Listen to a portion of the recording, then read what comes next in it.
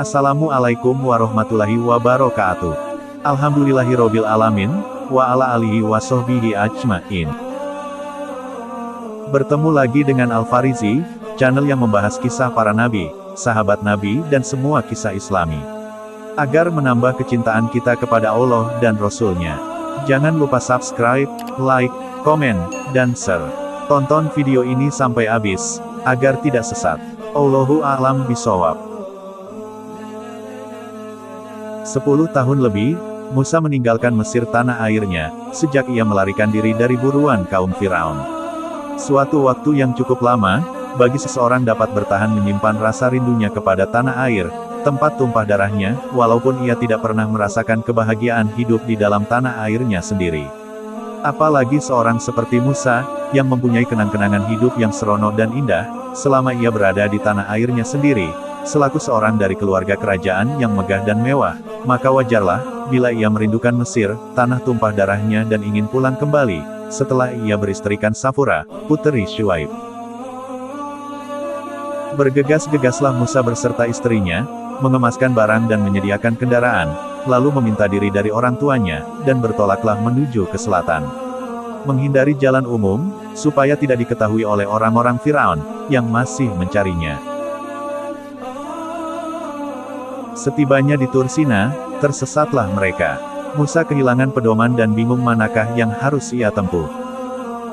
Dalam keadaan demikian, terlihatlah oleh dia sinar api yang nyala-nyala, di atas lereng sebuah bukit. Ia berhenti, lalu lari ke jurusan api itu seraya berkata kepada istrinya, "Tinggallah kamu di sini menantiku. Aku pergi melihat api yang menyala di atas bukit itu, dan segera aku kembali.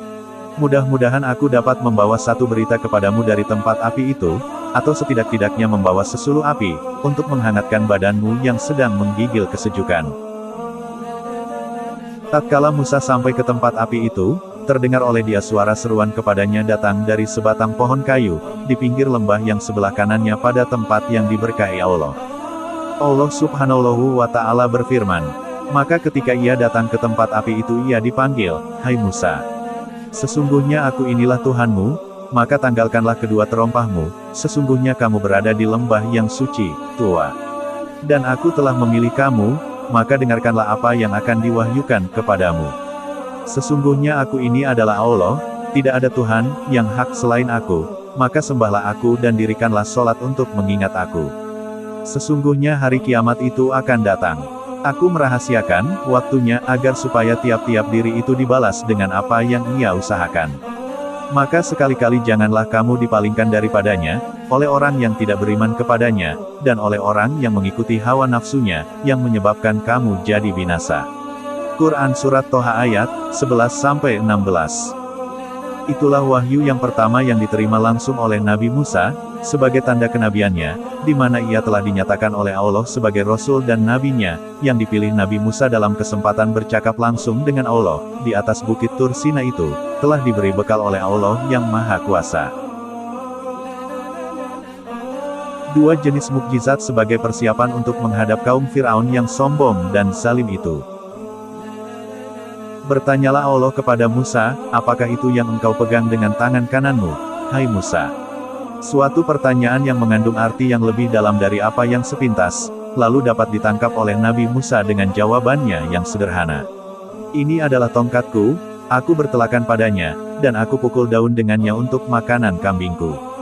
Selain itu, aku dapat pula menggunakan tongkatku untuk keperluan-keperluan lain yang penting bagiku." Maksud dan arti dari pertanyaan Allah yang nampak sederhana itu baru dimengertikan dan diselami oleh Musa, setelah Allah memerintahkan kepadanya agar meletakkan tongkat itu di atas tanah, lalu menjelmalah menjadi seekor ular besar, yang merayap dengan cepat sehingga menjadikan Musa lari ketakutan. Allah berseru kepadanya, "Peganglah ular itu, dan jangan takut. Kami akan mengembalikannya kepada keadaan asal." Maka begitu ular yang sedang merayap itu ditangkap dan dipegang oleh Musa, ia segera kembali menjadi tongkat yang ia terima dari Syuaib, mertuanya, ketika ia bertolak dari Madian. Sebagai mukjizat yang kedua, Allah memerintahkan kepada Musa agar mengepitkan tangannya ke ketiaknya yang nyata setelah dilakukannya perintah itu, tangannya menjadi putih cemerlang tanpa cacat atau penyakit. Demikianlah sedikit kisah tentang Nabi Musa alaihi salam. Semoga dengan adanya video ini, bisa menjadikan keimanan kita semakin bertambah kepada Allah subhanahu wa ta'ala. Terima kasih banyak, jazakumullahu khairon kasiron. Semoga kita selalu dalam lindungan Allah ta'ala. Wassalamualaikum warahmatullahi wabarakatuh.